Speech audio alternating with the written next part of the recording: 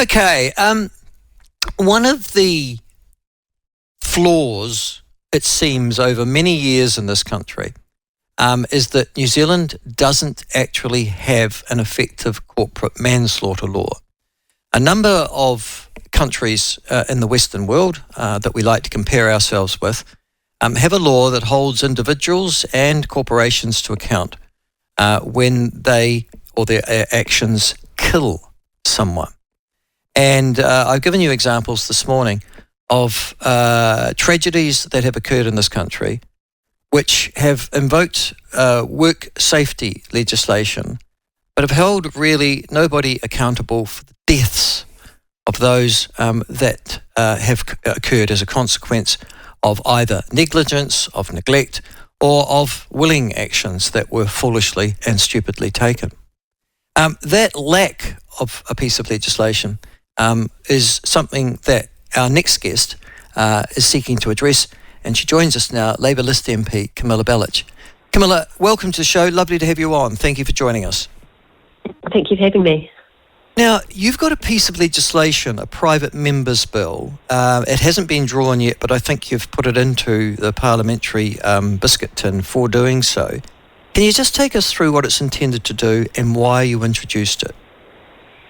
Sure, yes, that's correct. I do have a member's bill in the ballot. I'm hoping it will get drawn, and the purpose of that bill is really to fix a gap that we currently have in our law. As you've said, there are a lot of other countries that have laws relating to corporate manslaughter or corporate homicide, and in New Zealand we have a bit of a culpability gap between manslaughter and the breaches of health and safety legislation that we have under the Health and Safety at Work Act. So it's really to bridge that gap and to provide a deterrence and incentive for people to make sure that they, where they do owe a duty of care, they're doing everything they can to make sure they're keeping people safe. So its purpose is, to save lives, to keep people safe. But it's also when those breaches do occur and people are reckless around safety, and organisations are reckless around safety, to make sure that they're held accountable for that, and so that there's justice for families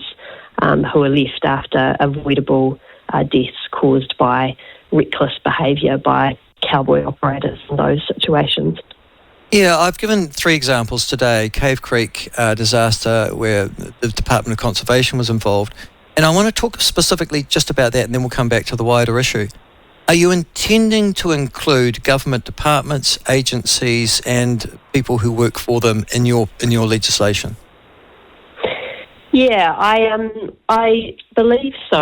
I have got a copy of my bill here, but I don't think we've excluded specifically government organisations in that. I think that it is important that all people do have accountability for making sure that they keep people safe, and that includes the state as well.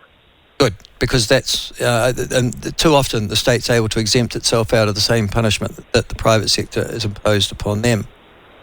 You're also seeking, as I understand, to ensure that that individuals are held accountable too. Is that correct? Yeah, that's right. So it's individuals and organisations that are at the moment not held accountable through the current health and safety laws that we have. So your argument then, Camilla, I would say, is that this is a much more powerful incentive to ensure the public safety of individuals in a variety of circumstances.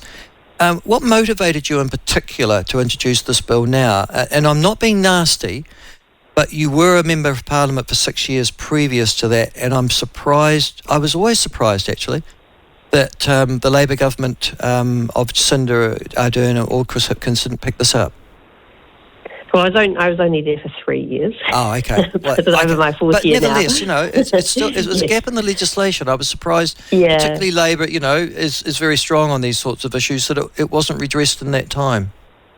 Yeah, well, I mean, as you know from your time in Parliament, there's often more work that you would like to get done than there is time, and that was especially so for us in the last 3 years, but I think that there is a desire to have this addressed. And as you will be aware, it's not a new idea. It's something that has been discussed over a number of years following the tragedies that we do see in New Zealand, where I think there's a feeling that perhaps there isn't quite the accountability for some of these accidents. We do know New Zealand has a very high rate of occupational death and occupational injury compared to other countries that we do compare ourselves with. So I think that it is an idea that is in place in other comparable jurisdictions. We do have probably a little bit of a gap in our law, and I do think that I'm hoping that there might be some cross-party consensus that this is a good time to introduce such a bill. So that's kind of why I put it in the members' bill ballot, and hoping to get it drawn and hoping to seek cross-party support for this particular piece of legislation. But it isn't a new idea, and it's an idea that's common in Australia, the UK, other jurisdictions like Canada have this law. So it's one that I think serves a good purpose, and I think also I want to acknowledge some of the advocacy from some of the families of the victims of disasters over the years. I know, for example, some of the families from the Pike River disaster have been very active in advocating for this, and so that's also played a part in my support in putting this bill in the ballot, is knowing that this is something that they have wanted to see in our law. Yeah, okay. And I guess White Island would be another example of that too, would it? Yeah, well, I think that's ongoing. I wouldn't want to comment on some of the... I'm 100% sure if that's completed in the courts, but yes, obviously White Island Bacardi was a very, very significant event, and I think New Zealanders can expect that there is a full that the reasons for that disaster are looked into fully, and that any laws utilised to their full capacity. And it may be that after all of that process is finished, that people do have some questions around the laws that we do have in place. So I'd invite people to consider this law as an additional law to the existing health and safety laws that we do have, and also the criminal manslaughter laws that we do have, to just bridge the gap between those particular pieces of legislation that might be more appropriate for future situations. So let me get this right. You're intending to amend the Crimes Act to include acts of negligence leading to the deaths of individuals? Or is that right?